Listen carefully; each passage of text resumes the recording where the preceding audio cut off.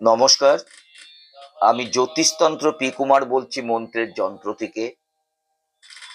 আমি গত অনেক অডিওতে ছোট্ট ছোট্ট করে যারা যেই মাসে জন্মেছেন সেই মাস নিয়ে আমি আলোচনা করেছিলাম। যেমন পৌষ মাস, বৈশাখ মাস, জ্যৈষ্ঠ মাস, শ্রাবণ মাস, আষাঢ় মাস ইত্যাদি ইত্যাদি প্রত্যেকটা মাসে আমি কিছু না কিছু আলোচনা করে গেছি ছোট্টভাবে। আজ আমি যেই আলোচনাটা করব সেটা হচ্ছে যারা মাঘ মাসে জন্মগ্রহণ করেছেন। কিন্তু শোনার আগে যদি সাবস্ক্রাইব, শেয়ার এবং লাইক আপনারা করেন, তাহলে মন্ত্রের যন্ত্রের যে অজানা কথাগুলো যারা জানেন না তাদের হাতে কিন্তু আপনারা পৌঁছে দিতে পারেন।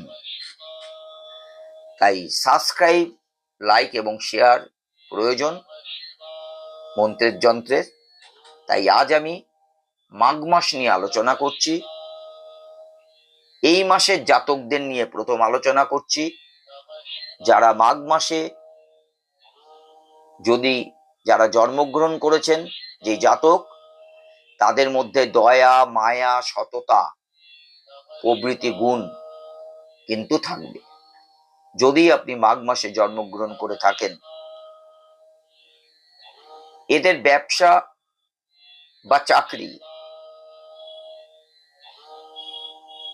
দুপথেই কিন্তু হবার সম্ভাবনা এবং উন্নতি। যদি আপনি মাঘ মাসে জন্মগ্রহণ করে থাকেন, সেই ক্ষেত্রে যেই ব্যক্তি চাকরি করেন সেই ব্যক্তি যদি সাইড দিয়ে ব্যবসা করেন তাতেও কিন্তু উন্নতি করতে পারবেন। আর যেই ব্যক্তি ব্যবসা করেন সাইড দিয়ে যদি চাকরির কোনো ব্যবস্থা থাকে তাহলে কিন্তু সেদিক দিয়েও সে উন্নতি করতে পারবেন। 4 বছর, 11 বছর এবং 37 বছরে এদের বড় ফাড়া থাকে। আর এই ফাড়া যদি কাটিয়ে উঠতে পারেন যারা মাঘ মাসে জন্মগ্রহণ করেছেন, তাহলে কিন্তু 80 বছর পর্যন্ত কিন্তু এরা পরমায়ু পেয়ে থাকেন। এবার আমি মাঘ মাসের জাতিকাদের নিয়ে আসছি। যে জাতিকা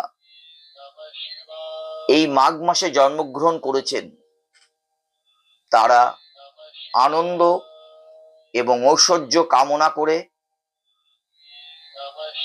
তবে প্রায়শই তা পূরণ হয় না। আমি আবার বলছি, মাঘ মাসে যেই জাতিকা জন্মগ্রহণ করেছেন তাদের ক্ষেত্রে আনন্দ এবং ঐশ্বর্য তারা কামনা করেন, তবে প্রায়শই কিন্তু তা সেই আশা পূরণ হয় না।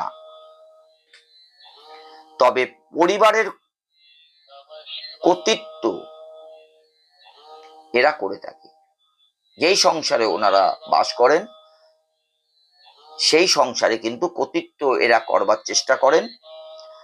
আর 8 বছর, 17 বছর, 23 বছর এবং 40 বছরে যেই জাতিকা মাঘ মাসে জন্মগ্রহণ করেছেন তাদের কিন্তু ফাড়া থাকে। তাই এই বছরগুলো আপনার সাবধানতা প্রয়োজন। কিন্তু এই ফাড়াটা যদি আপনি কাটিয়ে উঠতে পারেন আপনার ইষ্ট দেবতাকে ডেকে, তাহলে কিন্তু আপনি 80 বছর পর্যন্ত আপনি কিন্তু বাঁচতে পারেন। নমস্কার।